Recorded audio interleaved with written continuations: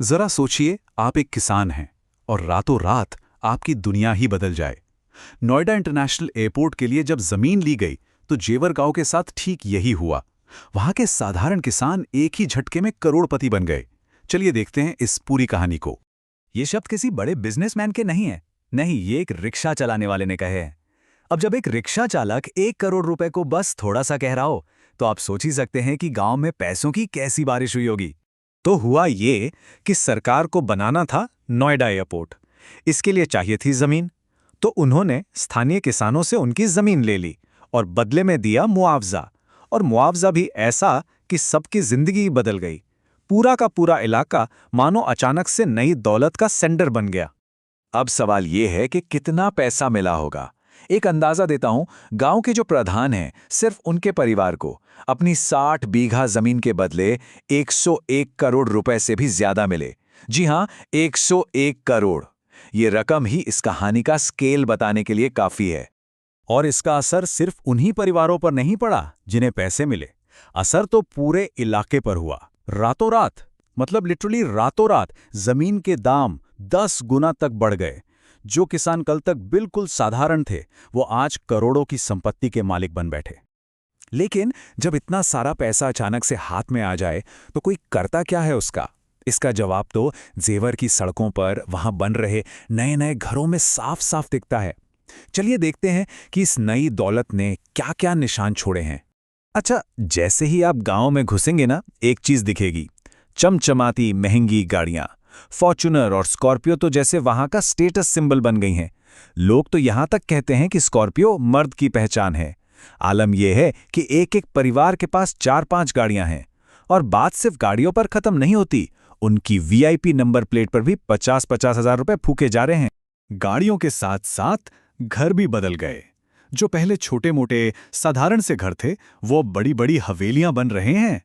गांव के प्रधान ने तो अपना एक व्हाइट हाउस जैसा बंगला खड़ा कर दिया है। और कई लोग तो ऐसे हैं जो अपने घरों पर 3-3 करोड़ रुपए से भी ज्यादा लगा रहे हैं। इस शानो शौकत का अंदाजा बस इस एक बात से लगाइए। प्रधान जी के घर में सिर्फ एक बेड, एक बिस्तर की कीमत 1 लाख रुपए है।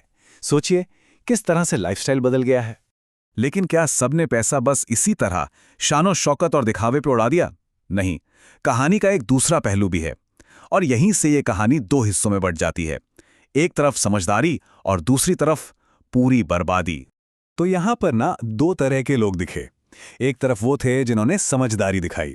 उन्होंने इस पैसे से और जमीन खरीदी, प्रॉपर्टी में इन्वेस्ट किया या फिर देहरादून में होटल खोलने जैसा कोई बिजनेस शुरू कर दिया। लेकिन दूसरी तरफ वो लोग भी थे जिन्होंने सारा पैसा जुए में, एविएटर जैसे गेम्स में, महंगी पार्टियों और शराब में उड़ा दिया। और इस बर्बादी की कहानी का सबसे दुखद चेहरा एक गांव वाले के इन शब्दों में छिपा है। उन्हें मुआवजे में 3 करोड़ रुपए मिले थे। आज वो कहते हैं कि अब पहले से ज्यादा गरीबी है, सारा पैसा खत्म हो गया। ये दिखाता है कि दौलत का एक स्याह पक्ष भी होता है। इस अचानक आई दौलत का सबसे बुरा, सबसे गहरा असर शायद गांव की नौजवान पीढ़ी पर हुआ है। बिना मेहनत के जो पैसा मिला ना, उसने उनके भविष्य को एक बहुत ही खतरनाक मोड़ पर लाकर खड़ा कर दिया है। उनके इस बर्ताव को समझने के लिए एक शब्द है, हवाबाजी। हवाबाजी का मतलब क्या है? मतलब दिखावे के लिए जीना, भविष्य की कोई चिंता नहीं करना, बस गाड़ियों में घूमना, पार्टियां करना और पैसा उड़ाना। और ये चीज गांव के कई नौजवानों में अब बहुत आम हो गई है। और इस हवाबाजी के जो नतीजे हैं वो बहुत ही सीरियस हैं। कई नौजवानों ने स्कूल कॉलेज छोड़ दिया है, कोई काम धंधा करना ही नहीं चाहते, जुए और शराब की लत में पड़ गए हैं। हालात इतने खराब हैं कि 15 साल का कोई लड़का बिना लाइसेंस के नई नवेली स्कॉर्पियो दौड़ाता हुआ दिख जाएगा। खर्च का पैमाना देखिए, सिर्फ गांव में करीब 55 नई बुलेट, 10 बुलेरोज और 10 स्कॉर्पियो खरीदी गईं। और ये तो बस कुछ गाड़ियों का आंकड़ा है। इससे आप समझ सकते हैं कि युवाओं के बीच ये ट्रेंड कितना बड़ा है। तो इन सब के बाद सवाल यही उठता है कि ये जो मुआवजा मिला, ये गांव वालों के लिए आखिर था क्या? एक वरदान या फिर एक अभिशाप? क्योंकि कहानी के दोनों पहलू देखने के बाद इसका कोई सीधा साधा जवाब है नहीं।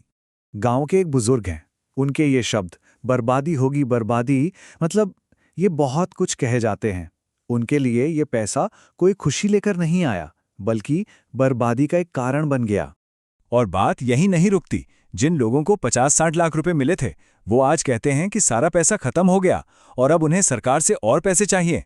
ये दिखाता है कि अगर फाइनेंशियल प्लानिंग ना हो तो करोड़ों रुपए भी मिट्टी हो जाते हैं। तो जेवर की ये पूरी कहानी हमें एक बहुत बड़े सवाल के सामने लाकर खड़ा कर देती है। अचानक मिली दौलत की असली कीमत क्या होती है? क्या ये हमेशा खुशियां ही लाती है, या फिर इसकी कोई ऐसी छिपी हुई कीमत भी है जो एक इंसान को, एक परिवार को और कभी-कभी तो पूरे के पूरे समाज को चुकानी पड़ती है?